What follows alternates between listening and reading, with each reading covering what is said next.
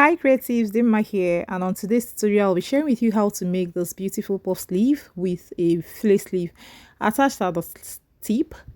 Is really a lovely one, and I made it from a raglan sleeve. You will not just learn how to make this puff sleeve, but you will also learn how to make raglan in the process. So let's get right into it. Now here I have my paper and I have my basic pattern, sleeve pattern, and that is the brown paper that you can see here. And for the white one, this is cut out from the shoulder of a basic pattern, the very blouse that I will be making sleeve for. Okay, that is what I cut out. That is the shoulder that I placed at the cap. Yes, so I had to pin that shoulder pattern there and then place the sleeve pattern like this, and I am going to make a basic raglan. Watch closely to see how you make a basic raglan. Please feel free to ask questions if you are not clear with anything I did here. So you're just going to place this sleeve there, the shoulder of the sleeve, and place the basic sleeve like this, and then trace to connect the slanted part of the pattern on the white paper to the biceps of the basic sleeve. And then I had to extend it to the length I want the sleeve to have, and this is what I have. I'm measuring the length I want the sleeve to have from where the brown paper started. That is the cap of the brown paper, not from the very edge of the white paper. I hope you understand. Now, having done this, I will be ruling a line like this. So when I rule my line across like this, I will go ahead and cut it out. Now the basic pattern is about 1 inch less than my client's biceps. That is why I added 1 inch on the biceps. So I cut it out like this, and I will go ahead to modify this basic raglan sleeve. Now this is the basic raglan sleeve, and this is the sleeve we'll be duplicating pinned on the video.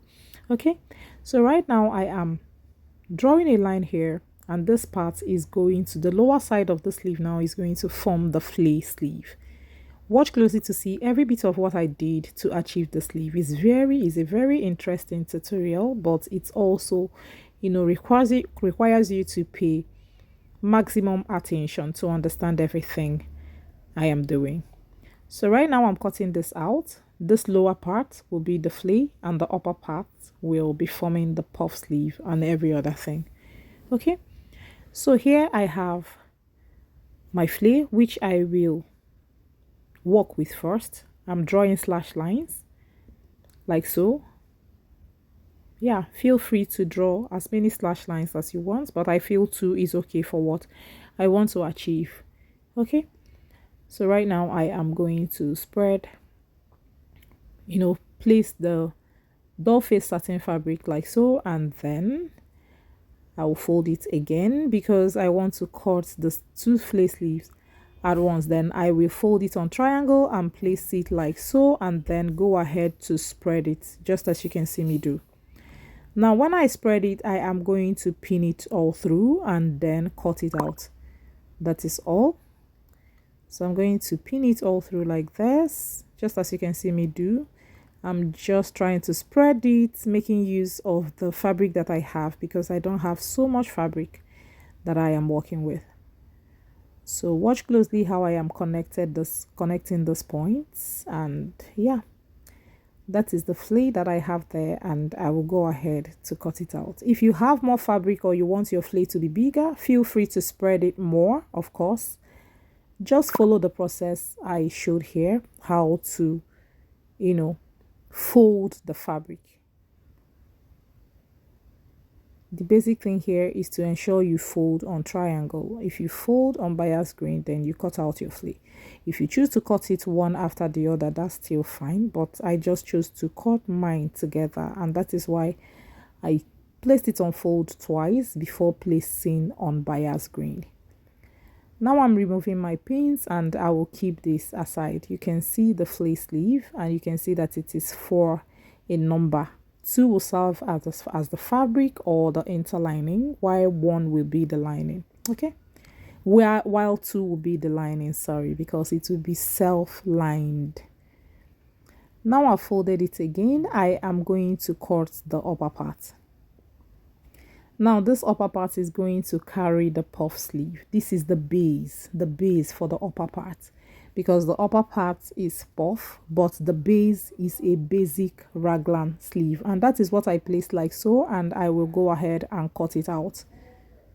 So now, having cut it out, I will just go ahead and open it up like so, and of course go ahead to modify the basic raglan for that to get my puff sleeve. So this is the basic raglan that will carry the puff sleeve. Now I am going to slash and spread the remaining raglan sleeve like so. So I'll just draw lines like this, and like this.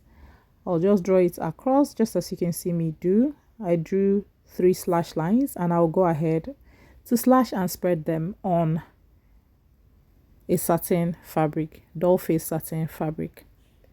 So right now this is the doll face satin fabric that I have, and I will go ahead and fold it like so. I will go ahead as well to slash and spread it. Ensure that you slash yours like this and then spread it. Now I spread mine by about 1 inch.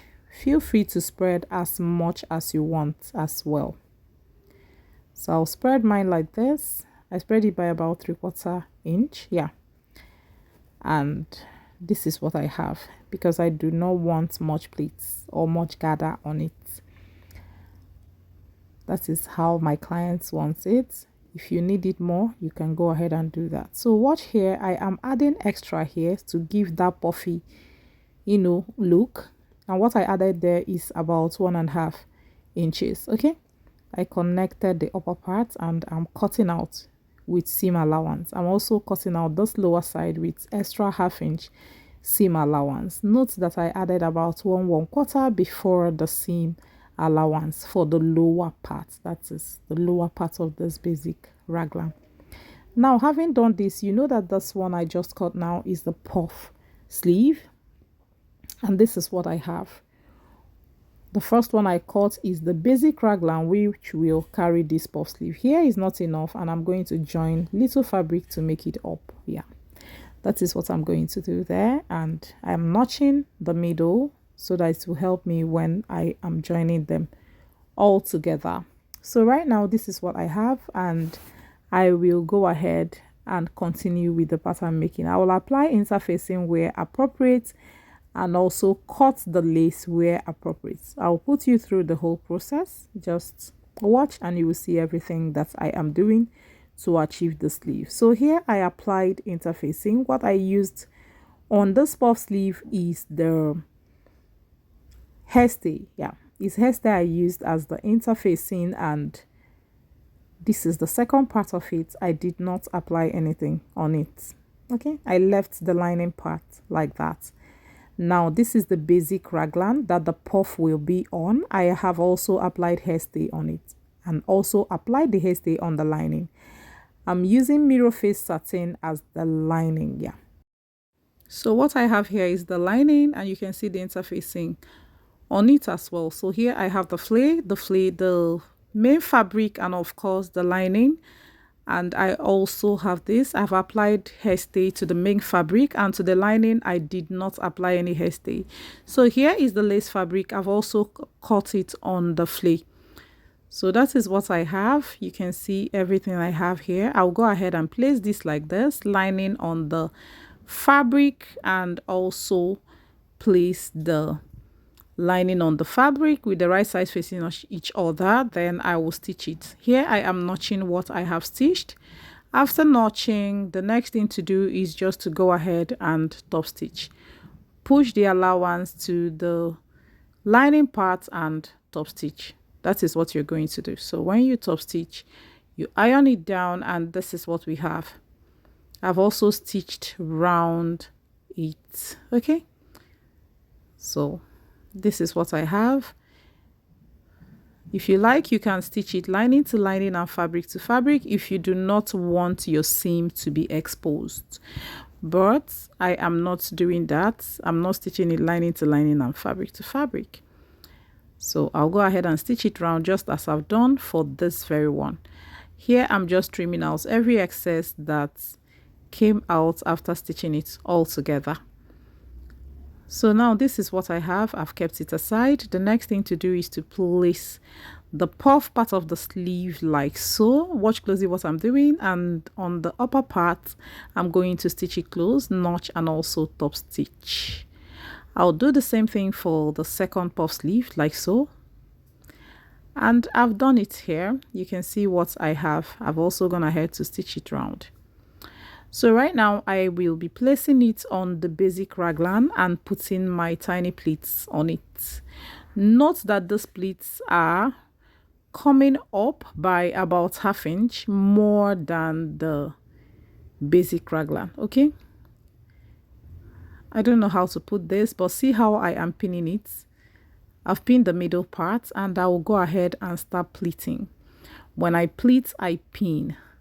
This pleat is, you know, coming above, slightly above the basic pattern by ½ inch. Okay, it did not end exactly where the basic pattern is, this upper side that I am pleating, if you understand what I mean. So I'm just pleating all through, and as I pleat, I pin, I pleat, I pin till I get what I want. So I pin the middle first before pleating this. Very, very important, so that one part of the pleat will not be more than the other. So after pleating the side, I'll go ahead and start from that middle and also pleat towards the other side.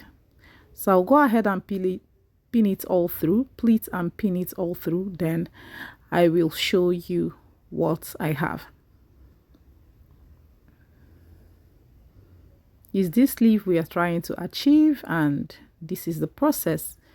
It's an interesting one, and I hope you're going to try it. So I'll go ahead and pin it all through, and then I'll show you what I have. I've pinned all through, and I'll go ahead and stitch it. Now I've stitched the pleats down on the sewing machine, and I'm removing the pins. So this is what we have.